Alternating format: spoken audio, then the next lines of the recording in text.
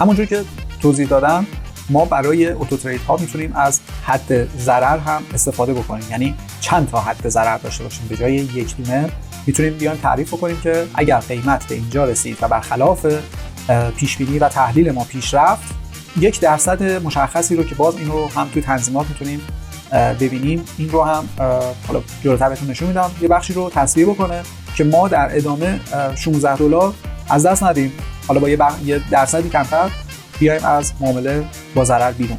در تنظیمات میتونیم خطوط رو و میزان حد ضرر و سود رو تعریف کنیم.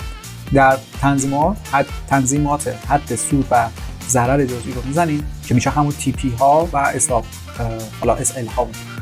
خب ما اینجا گفتیم بستن حد سود جزئی 1 که میشه این پارشیال TP یکمونه 30% باشه، TP دومون 20% باشه، TP سهمون هم 100% باشه که من این رو می‌کنمش 50%.